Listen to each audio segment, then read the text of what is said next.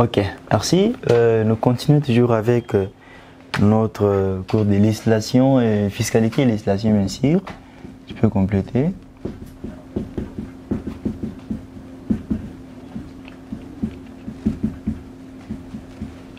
Fiscalité et législation. Donc, nous sommes sur la résolution des thèmes en fiscalité et législation.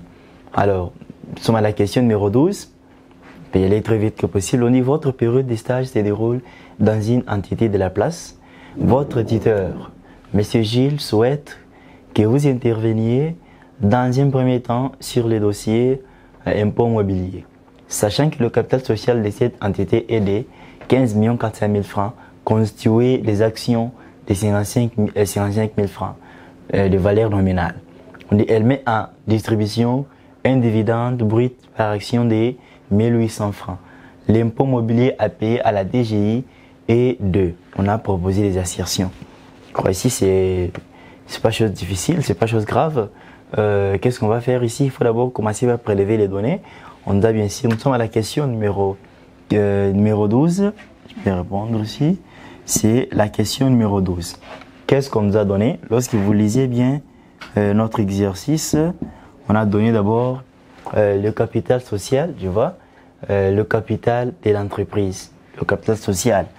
Le capital social étant de 15 400 000 francs. 15 400 000 francs. On a aussi donné le nombre d'actions, non pas le nombre d'actions, plutôt c'est la valeur nominale. Constituer des actions de 55 000 francs, valeur nominale. La valeur nominale, n'est-ce pas, valeur nominale est égale à 55 000 francs. Nous avons cette valeur nominale là, on nous dit, elle met en distribution un dividende brut par action. Dividende brut par action, qui est de combien? De 1800 francs. Et on nous dit, n'est-ce pas, l'inconnu, c'est de déterminer quoi? L'impôt mobilier. L'impôt mobilier, IM. L'impôt mobilier. Donc, on demande ici de faire quoi? De trouver l'impôt mobilier. Alors, je crois, l'impôt mobilier, n'est-ce pas, est de 20%, n'est-ce pas? De 20% du revenu mobilier d'une entreprise. Alors, je crois que c'est parmi aussi une donnée, mais c'est une donnée qui est implicite. On ne donne pas ça explicitement, mais vous devez le connaître. Donc, l'impôt mobilier est de 20%. Impôt mobilier égale à 20% du revenu mobilier réalisé par l'entreprise. Alors, nous voyons ici que nous avons déjà les dividendes bruts. Parce que n'oubliez pas, la fois passée, nous avons dit l'impôt mobilier, n'est-ce pas, frappe les revenus mobiliers. Donc, les revenus des actions et les revenus des obligations. Les revenus des actions, ce sont donc les dividendes. Et les revenus des obligations, ce sont donc quoi? Les intérêts. Alors, c'est pourquoi ici on dit l'entreprise, n'est-ce pas, a partagé, soit distribué un dividende brut par action, n'est-ce pas ça, de 1800 francs. Maintenant, il nous faut ici trouver le nombre d'actions pour que nous puissions voir, n'est-ce pas, quelle est la valeur des dividendes, plutôt des dividendes total. C'est un peu ça. Alors, nous commençons, on peut procéder. On sait très bien que le nombre d'actions sur le capital social. Ici, formule plus solution. Le capital social est égal à valeur nominale multiplié par le nombre d'actions. C'est ça. Maintenant, pour trouver le nombre d'actions, n'est-ce pas égal capital social divisé par la valeur nominale. Si nous remplaçons, nous aurons 15 400 000 francs divisé par 55 000. Ça va nous donner combien? Si nous pouvons simplifier les 3 zéros, alors nous restons avec 15 400. 15 400 divisé par 55. Ça nous donne 280. Donc 280 actions.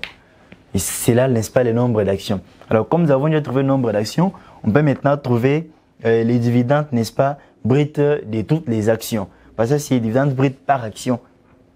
Vous suivez, n'est-ce pas là? Il faut maintenant trouver les dividendes bruts de toutes les actions. D'où on va prendre pour trouver, comme ici, les dividendes bruts. Dividendes bruts, n'est-ce pas, de toutes les actions. Nous allons prendre dividendes bruts par action. Dividendes bruts par action multiplié par le nombre d'actions. Nous aurons 1800 multiplié par 280. 1800 fois 280. Alors ça va nous donner combien? Nous aurons donc 500, je crois 504 000. 504 000. C'est ça, n'est-ce pas, la valeur des dividendes bruts totales. Alors après avoir trouvé ceci, nous pouvons maintenant appliquer, je sais pas si on a dit l'impôt mobilier. C'est un impôt qui frappe les revenus, n'est-ce pas, des valeurs mobilières. Vous avez suivi, n'est-ce pas, donc c'est comme par exemple pour les actions, ça frappe sur les dividendes.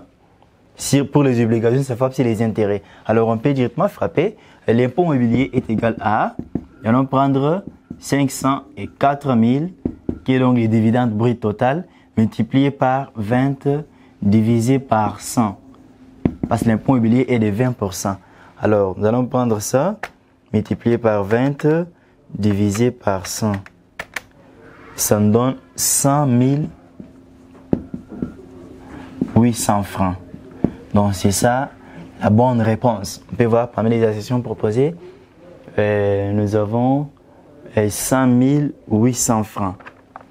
Je crois ici nous avons 100 et 2800.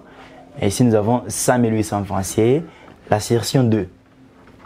La question numéro 12, assertion 2. On va un peu noircir là.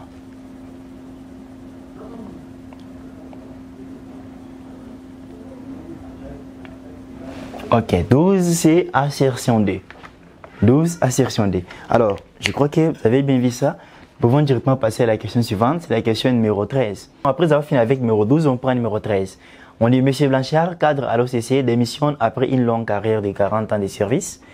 Il est obligé de donner à son employeur le préavis de un nombre de jours. On a proposé des assertions là-bas. Alors, n'oubliez pas que lorsque nous avons parlé la fois passée, n'est-ce pas, de la durée du préavis, n'est-ce pas ça? On a parlé pour un travailleur ordinaire, pour un agent de maîtrise et puis pour les personnels de direction, soit des cadres. Alors, lui, c'est un cadre. Pour un travailleur ordinaire, c'est donc la durée de préavis, c'est 14 jours, augmenté de 6 jours d'ancienneté dans la même entreprise. Ça, c'est d'après l'ancien code du travail. Alors, le nouveau code définit en disant c'est 14 jours, augmenté de 7 jours d'ancienneté dans la même entreprise. C'est-à-dire que, si vous allez, qu'est-ce que je vais vraiment vous donner, qu'est-ce que vous pouvez retenir? N'oubliez pas que aux examens d'État, n'est-ce pas, on continue à poser encore sur base de l'ancien code du travail. Donc, vous devez avoir les deux en tête, l'ancien code et le nouveau code. Donc, si vous allez même remarquer, lorsque nous allons travailler ici, en appliquant l'ancien code, ça donne une réponse. Et si vous appliquez le nouveau code, vous n'avez pas de réponse. Donc, aux examens d'État, on travaille encore suivant l'ancien code du travail. Alors, qu'est-ce qu'on dit? Dans l'ancien code, on dit, pour les travailleurs ordinaires, c'est 14 jours augmentés de 6 jours d'ancienneté, n'est-ce pas, dans la même entreprise. Alors, pour le nouveau code, c'est 14 augmenté de 7 jours d'ancienneté dans la même entreprise. Alors, c'était pour les travailleurs ordinaires. Maintenant, pour les agents de maîtrise, les chefs de service, par exemple, et c'est, ils prennent un mois augmenté de 8 jours d'ancienneté dans la même entreprise d'après l'ancien code du travail. Et un mois augmenté de 9 jours d'ancienneté dans la même entreprise. Ça, c'est d'après le nouveau code du travail. Mais aux examens d'État, je vous dis qu'on continue à poser toujours suivant l'ancien code du travail. Alors, et le troisième, c'est pour les cadres, n'est-ce pas, ou les personnels de direction. Là, on prend 3 mois augmentés de 15 jours d'ancienneté dans la même entreprise d'après l'ancien code du travail. Ou soit 3 mois augmentés de 16 jours d'ancienneté dans la même entreprise suivant le nouveau code du travail. Mais nous allons appliquer ici l'ancien code parce que c'est ce qui est, dont on a posé suivant cet ancien code du travail-là. Si vous allez appliquer le nouveau code, vous n'allez pas trouver la bonne réponse. Alors, nous continuons. Je pense que c'est vraiment bref et rapide. On a dit, je peux traverser à partir d'ici.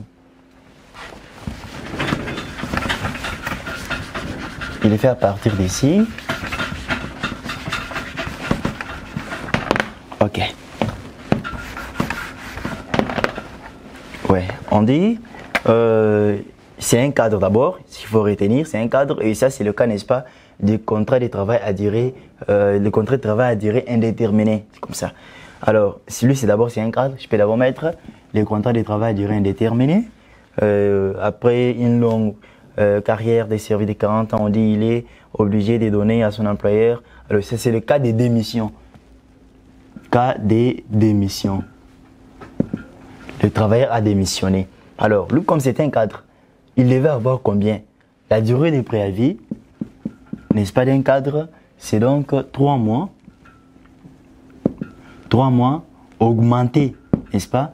Augmenté de 15 jours par an, par année entière d'ancienneté dans la même entreprise.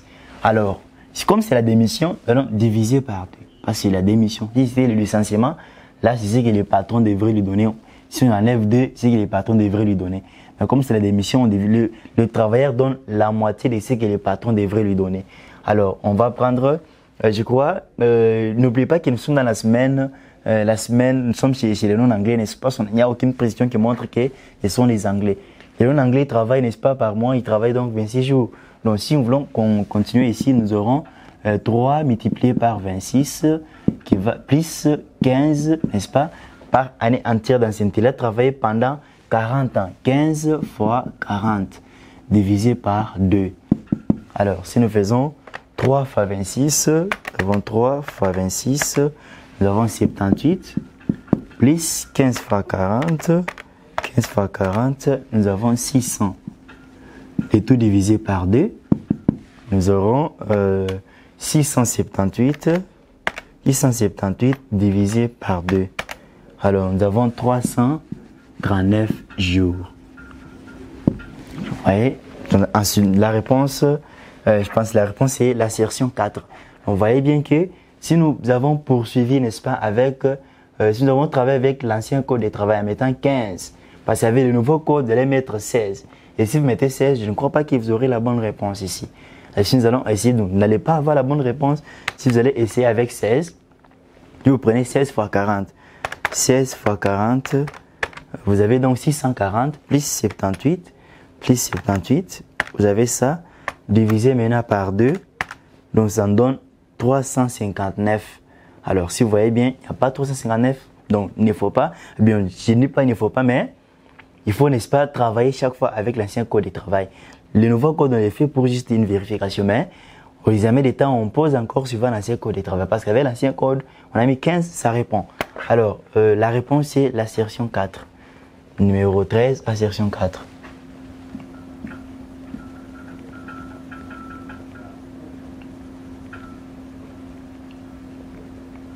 On a reçu là. Nous allons directement prendre la question numéro 14. 14, on dit, un chef d'atelier est engagé pour une durée de 15 mois et un bimestre. Vous voyez bien que ça, c'est le cas, n'est-ce pas, des contrats à durée déterminée. Les contrats, n'est-ce pas, la durée déterminée. On dit, il avait un salaire mensuel pour incapacité temporaire de 104 000 francs. On dit un salaire mensuel pour incapacité temporaire. Lorsque la personne est dans l'incapacité temporaire, n'est-ce pas, sa rémunération représente les 2 tiers, n'est-ce pas, il touche, n'est-ce pas, les 2 tiers de sa rémunération. C'est ça. Il touche 2 tiers. C'est le cas que nous avons ici. Alors on dit, après 3 trimestres et un bimestre, on dit, il y a résiliation des contrats par licenciement. Il est renvoyé, bien sûr, l'indemnité de rupture à payer aidée. Donc ici, on cherche les dommages et intérêts. Donc combien, n'est-ce pas, on doit payer? Je peux effacer ici pour bien travailler. Combien, n'est-ce pas, on doit payer comme dommages et intérêts à cette personne? Alors, il nous faut d'abord repérer la durée, n'est-ce pas, du contrat. Comme c'est un contrat de travail durée déterminée, il faut récupérer d'abord cette durée-là. Alors, pour avoir la durée, nous sommes à la question numéro 14. Pour avoir, n'est-ce pas, la durée, on a dit il est engagé pour une durée de 15 mois. Nous avons 15 mois et un bimestre. Les bimestres dire 2 mois. 15 mois plus 2 mois. Donc, il est engagé pour 17 mois. 17 mois. Bimestre, semestre 3. Et plutôt semestre 6, trimestre 3. Ainsi de suite. Quadrimestre 4. Bimestre c'est 2. Alors, il avait un salaire mensuel pour incapacité temporaire. Je pense qu'il a un salaire mensuel, salaire pour incapacité, de 104 000 francs. Ça, c'est son salaire pour incapacité. Mais le problème, on se pose la question de savoir comment est-ce qu'on avait trouvé ce salaire pour incapacité. C'est la question qu'on doit se poser. Comment ce salaire a été retrouvé? Or, on dit, salaire pour incapacité égale, n'est-ce pas, représente les 2 tiers de sa rémunération mensuelle. On sait que salaire pour incapacité est égal, n'est-ce pas, aux 2 tiers. Donc, on va prendre salaire mensuel salaire mensuel fois 2 sur 3. On trouve le salaire pour incapacité. Je crois à partir d'ici, on peut plutôt remplacer chaque élément par salaire et parvenir à retrouver quoi? Le salaire mensuel. Alors, qu'est-ce qu'on a aussi donné? On dit, après 3 trimestres, la rupture, après 3 trimestres et un bimestre, il y a résiliation. Après 3 trimestres, résiliation, si 3 trimestres, on va prendre 3 mois. La résiliation est intervenue, n'est-ce pas? Après 3 trimestres, 3 mois et un bimestre, plus 3 trimestres, pas 3 trimestres, donc 3 fois 3. Donc nous avons là-bas à peu près 9 mois. Un trimestre, c'est 3 mois. Comme on a dit 3 trimestres, là on prend 3 fois 3. Nous avons 9 mois là-bas. Je peux mettre directement 9 mois. Je mets 9 mois. 3 trimestres donnent 9 mois. 9 mois. 9 mois bien sûr. Plus un bimestre, plus 2 mois. Ça nous donne 11 mois. Donc il cesse le travail après 11 mois. Après 11 mois. Alors je crois par ici on peut trouver les nombres de mois restants à courir. N. Donc d'abord l'inconnu, l'indemnité de rupture à payer. C'est ça l'inconnu. Inconnu c'est indemnité de rupture. Est égal à combien? Là-bas nous avons la formule et la solution. On sait que l'indemnité de rupture est égale à salaire journalier fois durée des préavis. N'est-ce pas? Salaire journalier fois durée des préavis. C'est la formule, n'est-ce pas, qu'il faut pour trouver l'indemnité de rupture. Mais n'oubliez pas que chaque fois, on va, n'est-ce pas, essayer de comparer si le contrat avait été conclu pour une durée indéterminée. Parce qu'on va appliquer ça. Et la valeur qui sera considérée comme une indemnité de rupture, c'est la valeur, n'est-ce pas, la moindre. La valeur la moins élevée sera prise comme dommage et intérêt, soit une indemnité de rupture à payer. Mais d'abord, on retient qu'une indemnité de rupture est donnée par salaire journalier fois durée des préavis. Alors, nous continuons. On va d'abord voir, on sait que le salaire journalier est égal plutôt. Une indemnité de rupture est donnée par le salaire journalier fois durée des préavis. Alors, je crois une indemnité de rupture ici, on les prend aussi dans les cadres des nombres de la rémunération restant due. Donc, nous avons des éléments ici. La rémunération restant due, tu peux prendre ça par R. C'est qu'on peut la considérer comme une indemnité de rupture dans un cas. Mais bien avant d'y arriver, après avoir trouvé cette rémunération restant due là, nous devons aussi trouver une indemnité de rupture si le contrat avait été conclu pour une durée indéterminée. D'où, on va, n'est-ce pas, multiplier par 4 ici à la fin. Je peux corriger cette formule en disant, nous avons des éléments ici qu'il faut trouver. On dit l'indemnité de rupture, n'est-ce pas, une indemnité de rupture, si le contrat avait été conclu pour une durée indéterminée, on va prendre salaire journalier fois durée des préavis fois 4. Pourquoi j'ai préféré ça? Parce que nous sommes dans le cadre des contrats de travail à durée déterminée. Si c'était les contrats de travail à durée indéterminée, là on allait maintenir la première formule que j'avais déjà écrite en prenant une indemnité de rupture est égale salaire journalier fois durée des préavis. Mais dans ce cas ici, cette formule est évoquée pour faciliter la comparaison. On va faire la comparaison ici. Je pense que je suis vraiment clair là-dessus. Alors, je crois, le problème, on se pose la question de savoir qu'est-ce qui sera pris comme dommage et intérêt. Il y a aussi la rémunération restant due. Rémunération restant due. La rémunération restant due est donnée par le nombre de mois restants à courir fois salaire, n'est-ce pas, mensuel. On va prendre le salaire mensuel, n'est-ce pas, multiplié par le nombre de mois restants à courir. Là, on trouve la rémunération restant due. Je crois que après avoir trouvé cette rémunération restant due, nous allons aussi essayer de trouver une indemnité de rupture si le contrat a été conclu pour une durée indéterminée. On compare les deux. C'est la valeur la moins élevée qui sera prise, n'est-ce pas, comme une indemnité de rupture à payer ou soit comme dommage et intérêt. Alors, nous y allons. Je vois que le travailleur ici a travaillé, n'est-ce pas, il a travaillé 11 mois sur 17 mois. Il nous faut d'abord trouver le nombre de mois restants à courir. On va prendre 17, n'est-ce pas, moins 11. Donc, nombre de mois restants à courir, ça nous donne 17, 11, nous avons 6 mois. Donc, il lui fallait 6 mois pour terminer, n'est-ce pas, son contrat. Alors, qu'est-ce qui va se passer? Comme nous avons le salaire pour une capacité temporaire, on peut remplacer et trouver d'abord le salaire, n'est-ce pas, mensuel du travailleur, parce que c'est inconnu. Alors, si nous allons remplacer là, le salaire pour incapacité est de 104 000 francs. On va dire 104 000 est égal à salaire mensuel qui est l'inconnu fois 2 sur 3. D'où des salaires mensuels, n'est-ce pas? On a fait les produits de moitié que le produit des extrêmes est égal à 104 multiplié par 3. 104 000 fois 3. Nous avons 312 000 ici. 312 000. D'où salaire mensuel est égal à 312 000 divisé par 2. Divisé par 2, ça va nous donner, nous avons 156 000 francs. Ça, c'est le salaire mensuel. Ce n'est pas le salaire, parce qu'il ne fallait pas utiliser le salaire pour incapacité pour calculer la rémunération restante du non. Nous devons utiliser, n'est-ce pas, le salaire mensuel. Donc, à partir du salaire pour incapacité, on a facilement retrouvé le salaire mensuel. Parce qu'on sait que le salaire pour incapacité représente les 2 tiers de la rémunération. Alors, je crois, à partir d'ici, on peut remplacer la rémunération restante due sera donnée par le salaire mensuel qui est de 156 000 francs, multiplié par le nombre de mois restants à courir, fois 6, donc combien? Nous avons 936 000. 936 000 francs. Alors, n'allons pas directement appeler ça, n'est-ce pas, une indemnité de rupture, soit dommage intérêt non plus. Il nous faut faire la comparaison. On va dire, quelle sera, n'est-ce pas, l'unité de rupture si le contrat était à durée indéterminée?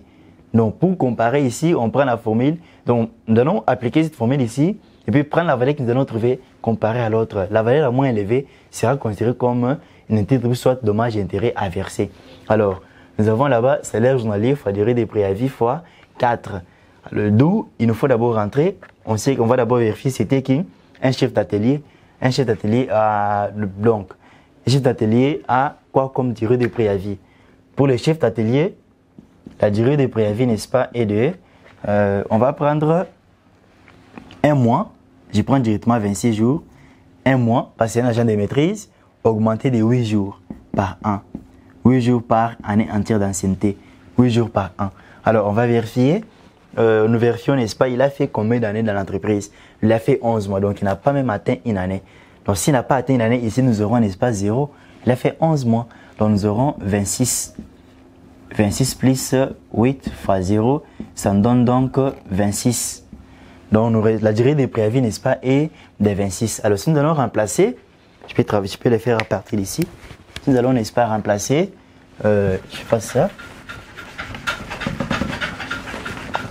Qu'est-ce que nous aurons à trouver? Si nous remplaçons dans la formule salaire journalier, d'où il faut encore trouver le salaire journalier. Comme nous avons le salaire mensuel, salaire journalier est égal à salaire mensuel divisé par 26. Alors, nous aurons le salaire mensuel de 156 000 divisé par 26. Donc, combien? Si nous prenons 156 000 divisé par 26, nous avons 6 000. 6 000, n'est-ce pas, et son salaire journalier. Alors, on peut remplacer. La durée de préavis, c'est 26 parce que lui n'a pas même atteint une année. Il a fait juste 11 mois. Donc, 11 mois, c'est 0 année, n'est-ce pas? Nous allons mettre 0 là-bas. Donc, il reste avec 26. Alors, le salaire, plutôt, la durée, l'indemnité de rupture, si le contrat était pour une durée indéterminée, est égal à, nous allons prendre le salaire journalier 6 000 multiplié par la durée de préavis fois 26 multiplié par 4. Le 4 là intervient pour la comparaison. Alors, nous avons 6 000 fois 26 fois 4 fois 4. Nous avons 624 000. Alors, si nous comparons, nous trouvons que la rémunération restante due est plus supérieure, n'est-ce pas, à l'indemnité de rupture si le contrat était pour une durée indéterminée. Donc, on peut conclure que non. Ici, les dommages et intérêts à verser, n'est-ce pas, ou l'indemnité de rupture à payer, c'est la valeur la moins élevée. Donc, c'est 624 000 francs qui sera pris. On peut vérifier, n'est-ce pas, parmi les assertions, nous avons c'est l'assertion 4. La réponse c'est assertion 4. Numéro 14, assertion 4.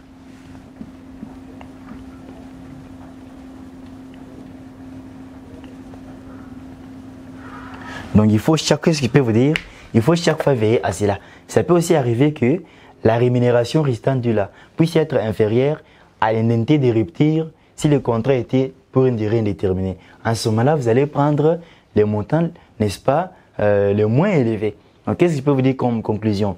Retenez ici que ceci, nous l'appliquons uniquement dans les cadres de contrats de travail à durée déterminée. Si nous sommes n'est-ce pas, dans le cas des contrats à durée déterminée, à ce moment-là, il ne faut pas directement dire que la rémunération restant due, n'est-ce pas, est appelée une indemnité de rupture à payer, ou soit des dommages et intérêts à verser non plus. Donc, il faut d'abord que vous puissiez trouver aussi une indemnité de rupture si le contrat était à durée indéterminée. Donc, qu'est-ce que je peux vous dire? Lorsque nous sommes dans les cas des contrats à durée indéterminée, si nous voulons calculer une indemnité de rupture, la formule est la suivante. Une indemnité de rupture, n'est-ce pas? Pour les cas des contrats de travail à durée déterminée, nous appliquons seulement salaire journalier fois durée de préavis. Mais si nous sommes dans les cas, n'est-ce pas, des contrats de travail à durée déterminée, et que nous voulons maintenant trouver une indemnité de rupture qui va nous permettre de faire la comparaison. En ce moment-là, on va multiplier par 4 à la fin. C'est la différence entre les deux. Il y a 4 qui interviennent. Dans les cas des contrats de travail durée déterminée, mais nous faisons appel à une indemnité de rupture. Si le contrat était conclu pour une durée indéterminée, en ce moment-là, on va multiplier par 4. Il y a 4 à la fin que vous voyez là. Ok, ça c'était juste une conclusion qui va permettre, n'est-ce pas, de continuer à résoudre aussi d'autres exercices. Alors, je crois, c'était la question numéro 14, on prend la question numéro 15. On dit, un secrétaire de direction touche une indemnité de congé payée de 392 000 francs, allocation familiale comprise. Salaire horaire 2 000 francs et allocation familiale 8 000 francs. Son ancienneté vaut, vous voyez un peu ici, je crois, ici nous sommes, n'est-ce pas, dans les cadres de l'indemnité du pécule de congé ou indemnité de congé payé. J'efface ça. Vis-à-vis, nous sommes dans les cadres de l'indemnité de congé payé.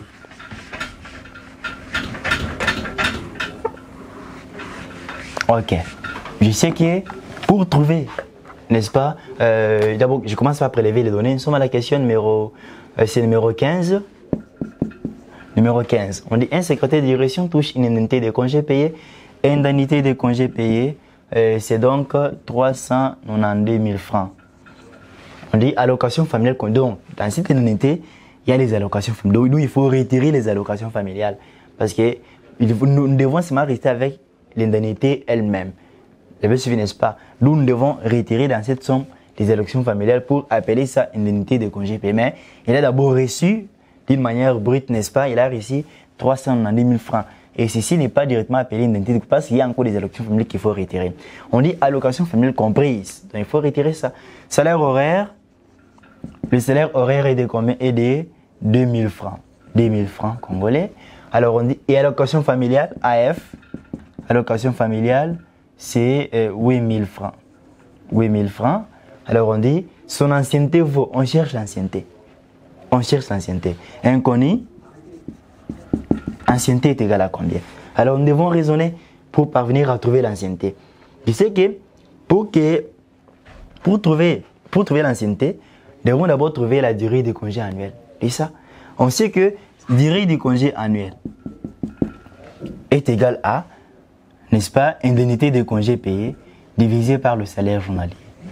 Et c'est une relation qui va nous permettre, n'est-ce pas, à aller retrouver quoi? À aller retrouver l'ancienneté. Nous devons d'abord retrouver la durée du congé annuel.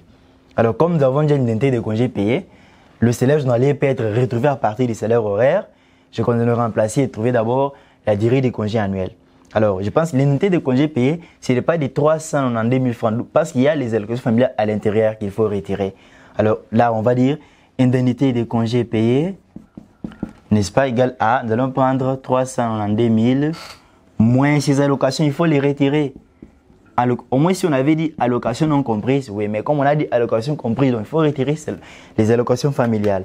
Donc nous aurons 392 000 moins 8 000 d'allocations familiales. Ça nous donne 384 000. Et ça, l'unité de congé payé. 380 000. Ce n'est pas ça. C'est ça l'unité de congé. 384 000. Alors, après avoir trouvé ceci, on peut aussi retrouver le salaire journalier. salaire journalier est égal à salaire horaire multiplié par 8 heures de service. Nous sommes chez les non-anglais parce qu'il n'y a aucune précision qui montre que ce sont les anglais. Les non-anglais, n'est-ce pas, travaillent 8 heures, n'est-ce pas, 8 heures par jour et 26 jours par mois. Alors, nous avons salaire horaire multiplié par 8. Nous allons prendre le salaire horaire qui est de combien? De 2000. 2000 fois 8, nous avons, n'est-ce pas, 16 000. 16 000 est le salaire journalier. Et là, on peut directement trouver la durée des congés annuels. On va prendre une unité de congés payés de 384 000 divisé par le salaire journalier de 16 000 francs. Ça nous donne combien? Si nous simplifions, 3 0, 3 0, on reste, n'est-ce pas, avec 384 divisé par 16. Ça nous donne 24 jours. La durée du congé annuel est de 24 jours. Maintenant, le problème maintenant, c'est comment retrouver maintenant, n'est-ce pas, l'ancienneté. Or, on sait que le travailleur a droit par an, n'est-ce pas ça? Il a droit donc à 12 jours de congé. Donc, à 1 jour par mois, 1 jour par mois. Par an, n'est-ce pas, il a droit à 12 jours de congé annuel. Le congé annuel suivant, n'est-ce pas, la durée légale, c'est 12 jours. Mais on trouve que lui a déjà 24 jours. Donc, les jours, n'est-ce pas, il a 24, donc il a 12 jours de plus encore. Les 12 jours qui sont ajoutés, et sont les jours qui sont, n'est-ce pas, accumulés par suite de son ancienneté. Comprenez, n'est-ce pas? C'est par suite de l'ancienneté. Alors, qu'est-ce qu'on nous dit? Oh, on dit que les congés annuels augmentent de 2 jours ouvrables, n'est-ce pas, par tranche de 5 ans. Les congés annuels augmentent de 2 jours ouvrables par tranche de 5 ans. Et ça, la relation qui va nous permettre, n'est-ce pas, à aller trouver, n'est-ce pas, plutôt l'ancienneté. Alors, à partir d'ici, nous devons d'abord trouver les jours d'ancienneté. Les jours d'ancienneté, on va prendre la durée des congés annuels, 24 jours, moins 12 jours de congés, n'est-ce pas, les 12 jours, n'est-ce pas, de congés légal. Parce qu'on sait que par an, il a 12 jours, n'est-ce pas, de congés annuels légal. Vous avez suivi, n'est-ce pas? Alors, à raison, c'est fait comme si c'était 1 jour par mois, 1 jour par mois, et par an, ça va faire 12 jours. On retire d'abord les 12 jours-là, de la durée légale. Tu comprends, n'est-ce pas? Si peut-être nous avions ici 15 jours, nous devrions d'abord retirer les 12 jours de la durée légale. Et on reste avec 3 jours. Si on avait 20 jours, nous devrions d'abord retirer 12 et on reste avec 8 jours. Mais ici, nous avons 24. Nous retirons 12, on reste encore avec combien? 12. Nous restons avec 12 jours, n'est-ce pas? Donc, son ancienneté est, donc, on a ajouté, n'est-ce pas, sur sa durée de congé annuel, 12 jours d'ancienneté. Alors, comment est-ce qu'il est parvenu à avoir 12 jours? Il a fait combien d'années? On se pose cette question-là. Or, on sait que 2 jours est égal à 5 ans. 12 jours est égal à combien d'années? On peut mettre l'équation, n'est-ce pas? Nous avons 2 jours égale 5 ans. 12 jours égale à combien? Égale à combien d'années, n'est-ce pas? On peut remplacer par x là-bas. Nous aurons 2 sur 12, ce qui est égal à 5 sur x. Donc, si nous faisons le produit des moyennes que le produit des extrêmes, nous aurons 2x qui vont nous donner 60, parce que 12 fois 5, c'est 60. 60. Alors, x est égal à 60 divisé par 2. Ça nous donne 30. Donc, son ancienneté est de 30 ans. Il a déjà fait 30 ans d'ancienneté dans la même entreprise. C'est la 40e assertion. C'est l'assertion. Alors, je crois qu'il n'y a pas de bonne réponse cette fois-ci. Allocation familiale, il n'y a pas de bonne réponse. Lui a déjà fait 30 ans d'ancienneté dans la même entreprise. Donc, si vous prenez, là-bas nous avons 24, que nous avons, n'est-ce pas, trouvé. Que nous prenons 24, nous enlevons les 12 jours de la durée légale, nous restons avec 12 encore. Et les 12 vont nous donner 30, les 12 vont plutôt nous donner 30. Et parmi les assertions, nous avons 18 ans, 22 ans, 26 ans, 31 ans, 37 ans. Donc, il n'y a pas de bonne réponse. Numéro 15, assertion 6.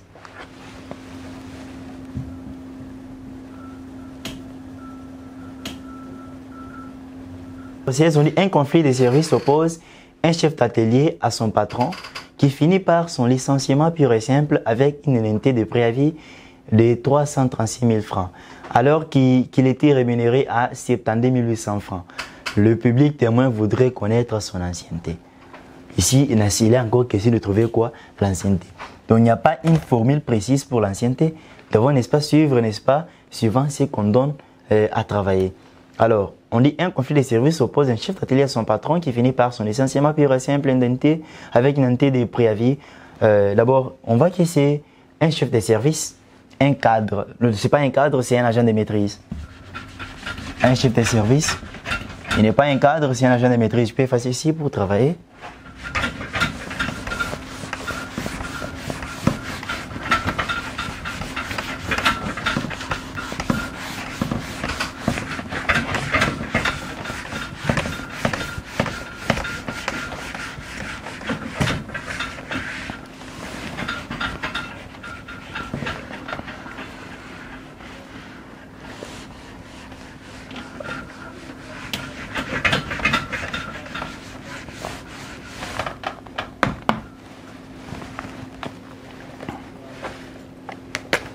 Ok.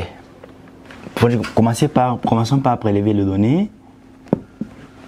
On dit c'est un cadre d'abord, pas un cadre, un agent de maîtrise. Agent de maîtrise. N'oubliez pas aussi que c'est le cas d'un contrat de travail à durée indéterminée. À son patron qui finit par son licenciement pur et simple avec indemnité de rupture de préavis. Indemnité de rupture de préavis est de 336 000 francs. On a donné ça. On dit aussi, alors qu'il était rémunéré à le salaire, qu'il était rémunéré, n'est-ce pas ça? Il était rémunéré à 72 800 francs. Salaire mensuel, 72 800 francs. On dit, le public témoin voudrait connaître son ancienneté. Inconnu ici, c'est l'ancienneté toujours. On veut connaître son ancienneté. Alors, voilà comment nous allons procéder. Nous avons là-bas formule plus solution. Voilà comment nous allons procéder.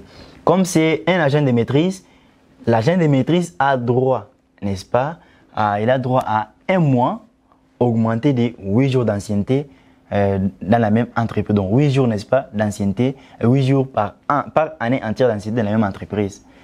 8 jours, n'est-ce pas, par année entière d'ancienneté dans la même entreprise.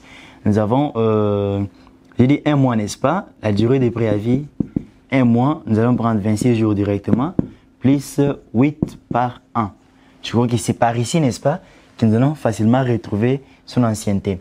Alors, d'où, pour que nous puissions parvenir ici, il nous faut trouver cette durée des préavis. La durée des préavis, il faut d'abord la retrouver. Alors, on sait qu'une indemnité de rupture des préavis est égale à durée des préavis fois salaire journalier. Je ne mets pas 4 parce qu'ici, je ne fais pas la comparaison.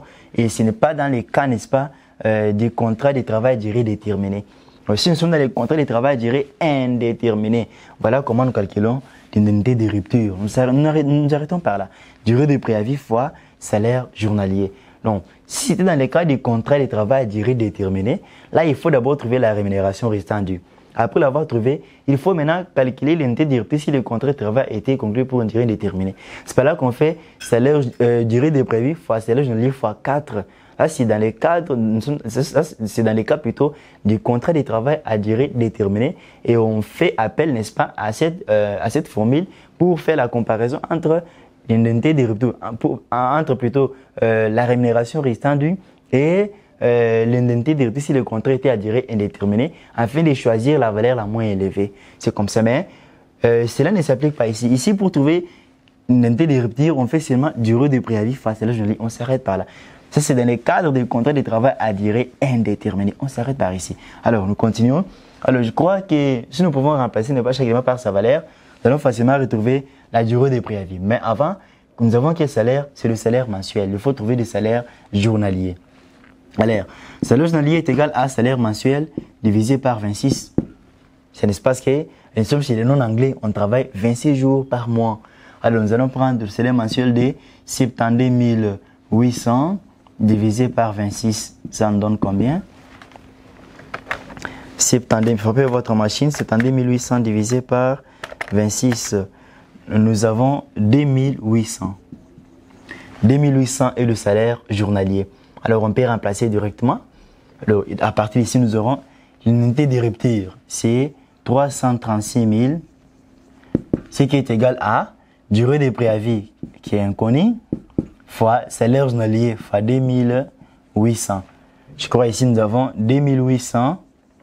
Durée de préavis est égale à 336 000. La durée de préavis sera donnée par 336 000 divisé par 2800. Si nous prenons 336 000 divisé par 2800, ça nous donne 120. La durée de préavis, n'est-ce pas, est de 120 jours. Alors, comme nous avons retrouvé la durée de préavis de 120 jours, on peut facilement remplacer ici et retrouver maintenant le nombre d'années. Alors, si nous pouvons changer les côtés, n'est-ce pas, ou soit nous pouvons travailler ça à partir d'ici.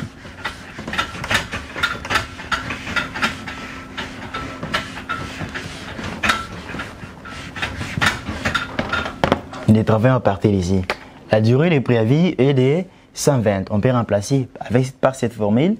On sait que la durée de préavis est égale 26 plus 8, n'est-ce pas, plus 8 jours d'ancienneté, n'est-ce pas, par année entière, plus 8 jours, n'est-ce pas, par année entière d'ancienneté dans la même entreprise. On durée de préavis est égale, je peux reprendre ça, 26 jours plus 8 jours, n'est-ce pas, ça, plus 8 jours par année entière, 8 jours bien sûr par année entière d'ancienneté dans la même entreprise. Si nous remplaçons, la durée de préavis c'est 120 est égal à 26 plus 8 ans par année entière. Alors je crois ici, si on peut faire la permutation, 26 plus 8 ans est égal à 120. Alors 8 ans est égal à 120 moins 26. 8 ans sera égal à, si nous prenons 120 moins 26, nous avons 94. Alors l'ancienneté sera de 94 divisé par 8. Ça nous donne combien? Divisé par 8, nous avons 11,75 ans. Alors, c'est ce qu'il y a. On peut chercher la bonne réponse. C'est l'assertion 5. Donc, on peut dire la question numéro 16, assertion 5. Alors, s'ils sont ici. Oui, je crois que c'est comme ça que vous devez chaque fois procéder quand il s'agit, n'est-ce pas, de travailler la législation. Portez-vous bien. À la prochaine occasion, nous aurons, n'est-ce pas, à compléter d'autres exercices afin de vous permettre de facilement entamer, soit de faire votre examen d'État. Merci beaucoup.